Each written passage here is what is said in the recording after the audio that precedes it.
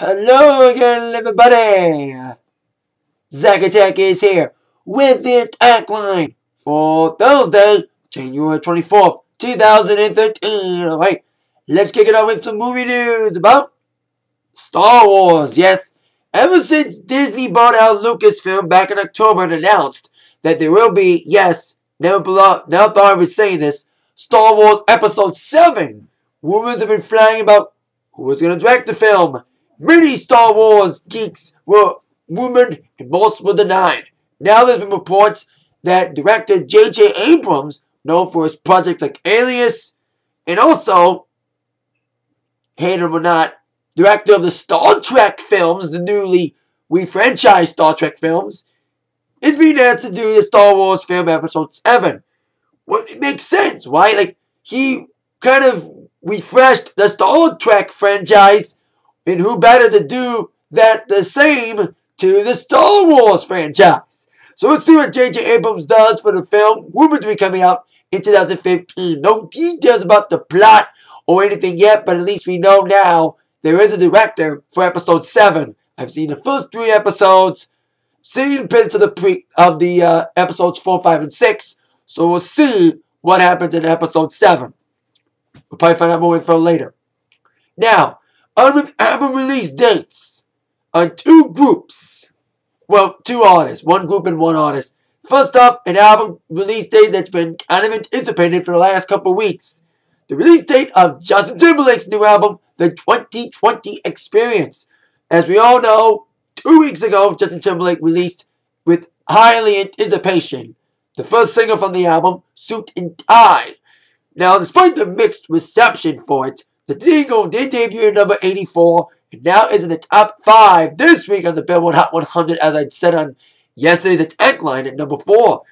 Now, JT not only announced yesterday his first big live performance during Super Bowl weekend next weekend, but released the Suit and Tie lyric video, which I saw a bit of, looked very decently good.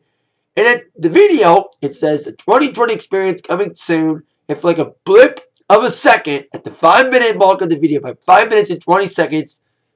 The coming soon blips for a moment. It says March 19th. So March 19th will be the release of the anticipated new album from Justin Timberlake called The 2020 Experience. Now, 1 week later, one of my favorite groups is about to release an album.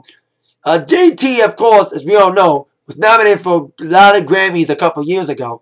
He was up for Grammy for Best Dance Recording back in 2007 for Sexy Back, which he won. Unfortunately for myself, he defeated one of my favorite groups in their song Suffer Well, Depeche Mode. Well, it's been 4 years since my boys, I call them my boys because I like Depeche, one of my favorite synth-pop groups. The group known for hits like Enjoy the Silence, People Are People, Personal Jesus, released the last album, Sounds of the Universe, 4 years ago. And I saw them on that tour, and they were excellent. Now, the mandatory 4 years have passed since the last album. It's been 4 years.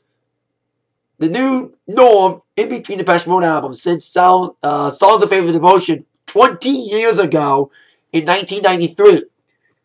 4 years after that, 97 Ultra, then 4 years between that and Exciter, then 05 after 01 being Playing the Angel, 09, last album, now the new album. Delta Machine, that's a weird name for an album compared to the album titles. Speak and Spell, Broken Frame, Construction Time Again, Some Great Reward, Black Celebration, Music for the Masses, Violator, Songs of Faith and Devotion, of course the others I mentioned, Ultra, Exciter, Playing the Angel, and Sounds of the Universe. Weird name for the album. Delta Machine, their 13th studio album, will be coming out 1 week after Justin Timberlake's album, March 26th, being the first album to be released under a new contract with Columbia Records. The album, recorded last year in Santa Barbara, California, and also New York City, was produced once again by Ben Hillier, producing for the 3rd time. He's been DM's producer since the album Playing the Angel. It is mixed by longtime producer Flood. In addition to the announcement of the album today, DM, Depeche, has announced the new single, first single for the album. It's called Heaven. It'll premiere next Friday, February 1st on Vivo. Along with the standard CD and of course standard digital, the album will be released in a digital, the deluxe edition, with 4 additional tracks, accompanied with a 28-page hardcover book, including photos from longtime artistic collaborator Anton Corbin. Martin Gore and Dave released statements saying that Martin said, "Writing this album was incredibly daunting as I wanted the sound of this collection to be very modern. I want people to feel good about listening to this record, to get some kind of peace. It's just got something magical about it." Dave also mentioned with this Dave Gahan, because Martin Gore and Dave Gahan, 2 members of the group besides the 3rd member, Andy Fletcher, he didn't make a comment, but Dave said, "With this release, we've completely shifted our idea of how to create an album. When we hit a wall, we realized the album is beginning to sound too normal. We'll mess it up and really give it that organic DM sound. Delta Machine is no different. Cannot wait for our fans to hear it." Of course, they got the European tour kicking off in May. No word on the North American tour dates yet, but it's saying it's going to come out in the next couple weeks. Now, I mentioned JT also released his release date for his album March 19th. He doesn't have a track listing. Depeche released their track listing. The normal album will include 13 songs. Welcome to My World, Angel, Heaven, the first single, Secret to the End, My Little Universe, Slow, Broken, The Town Inside, Soft Touch / Raw Nerve, Should Be High, Alone, Soothe My Soul, and Goodbye are the songs on the standard edition. The deluxe edition, the 4 bonus tracks will be Long Time Live, Happens All the Time, Always, All That's Mine. Now, should be a great album. I like Sounds of the Universe, the last album. Cannot wait to see what DM has got cooked up for us on March 26th with the release of the new album. I cannot wait to hear the new single and see the video of Heaven next Friday. Now, I mentioned JT and DM up against each other for the Grammys a few years back. Well, king of the segways here. Grammy update. Now, last week I mentioned that Carrie Underwood has been added as a performer. Now, mostly country performers have been added to the Grammys. Miranda Lambert and Doug Spanley have been added to perform together. Of course, they're on the co-headlining tour, so they're performing together, as well as Ed Sheeran, who's nominated for awards, will be performing with Elton John on the show. And also Jack White, set to perform along with the Lumineers. With Jack White's performance announced, we have 4 out of the 5 Album of the Year nominees performing. We have Mumford & Sons performing, Fun performing, Black Keys performing, and now Jack White performing.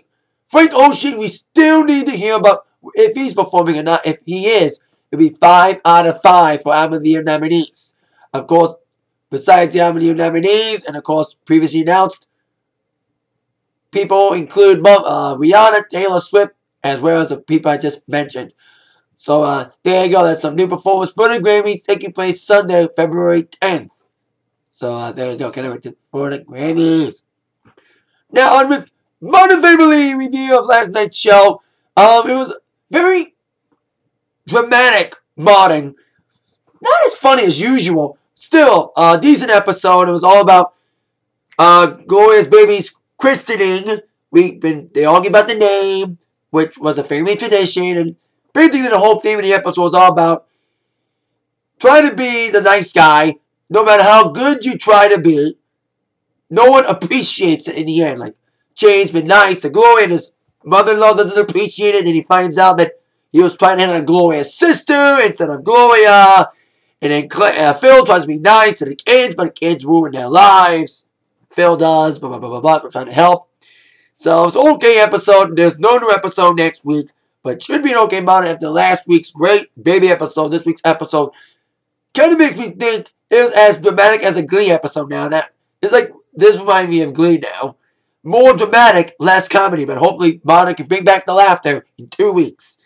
Proving why they did lose the girls. Now, on with our TNA Impact Wrestling preview for tonight. Of course, Bellator's on tonight as well. Last week's debut was great, but tonight should suck with Bellator because it's Ben Askren. Hate that fucker. He sucks. Hope the bite doesn't suck. Top 5 questions that must be answered for TNA tonight. Question number 5. What will go down in an X Division tag match tonight? Now we got a tag match involving the X Division champion, Rob Van Dam, teaming up with Christian York to take on enemies Kenny King and Zima Iron. Of course, York and King have their feud settled. Not. And King wants another shot against RVD. Zima does too. So let's see what happens during that matchup. Maybe one of them, Zima or King, could pin RVD to set up a possible one-on-one match for the title. Speaking of titles, we got 2 championship matches tonight. We only know one of them. But we got a new title match added, which is question number 4, where we'll go down in the Knockouts title match tonight. Now, Velvet Sky had to get the #1 contendership twice. First, winning it last week at Genesis, but the victim was Nolan Void after Terry Terrell did not see Tara's foot. Oh yeah, not Tara, Gail Kim's foot underneath the rope, which meant a rematch took place last week on Impact, with Velvet winning fair and square. Now Velvet will get the shot against Tara tonight for the TNA Knockouts Championship. I hope Velvet wins, but you all know what happens when Tara's around. Expect Jesse to not be so far away. Expect Jesse to be involved in the matchup, definitely. It may build up a possible knockout stage match for Lockdown, which is question number 3. Will any matches be made for Lockdown tonight? I say not, because the pay-per-view is 2 months away. Since they're not having a pay-per-view in February now, focusing on only 4 big pay-per-views and the mini one-night only pay-per-views. There's no pay-per-view in February. There's one in March, Lockdown, so we'll see if anything gets added for that soon, but I say probably won't add anything for Lockdown till February. That means next week. Now, question number 2. We'll go down in the aftermath of Brooke Hogan and Bully Ray's wedding. Now, I mentioned last week, all wrestling weddings since Stephanie McMahon and Tess have had an unhappy ending. Well, Brooke Hogan and Bully Ray's wedding was the exception. As of course, they were about to say their I do's, and Taz interrupted, revealing he had an Aces and Eights jacket, and Aces and Eights came out to crash the wedding and beat up everybody. Well, all the guys, because all the knockouts left. Will Hulk Hogan seek revenge on Taz for ruining his daughter's wedding, and of course, amp up more fire to the fuel of the rivalry between TNA and Aces and Eights? We'll see what happens in the aftermath. Plus, they said they got more footage of what happened of the attack after TNA went off the air last week. So we'll probably see that footage as well tonight. So we'll see how everyone recovers from the wedding crash of the Aces and Eights last week. Question number 1. What will go down tonight's TNA title match between Jeff Hardy and Christopher Daniels? Now, Daniels, of course, will live off from Taz, defeated James Storm last week at Genesis to become the #1 contender. Now, Daniels delivered a big message to Hardy last week, giving him an Angel's Ring following a tag match last week on the title belt. Will Daniels win? Well, with Jeff Hardy, next couple weeks, TNA's in Europe, and Jeff Hardy can't travel to Europe because of visa problems, because there's numerous drug arrests. So they're going to probably injure Hardy tonight, so they can make him be injured for a while, because he can't be on Impact. They're going to do a couple tapings in UK, and since Hardy won't be there, they're going to make him injured for a while until they come back from Europe. So probably something will go down with Hardy getting somewhat injured tonight, storyline-wise, to say why he can't be in Europe for the next couple weeks. But he'll probably retain the title, though. Or maybe Daniels can win it for a little while, then Jeff Hardy can win it when they come back from Europe. But we'll see what happens tonight on Impact and 8/7 Central on Spike TV. And of course, Bellator right after that at 10. Try to make my review as fast as possible so I can watch a little bit of Bellator. Speaking of that, like I said, see you later. Thank you for watching the Atakline. See you later tonight for my TNA Impact review. With that in mind, you've been attacked by the news from Zach. See you, everybody. Thanks again. Have a good night. See you later.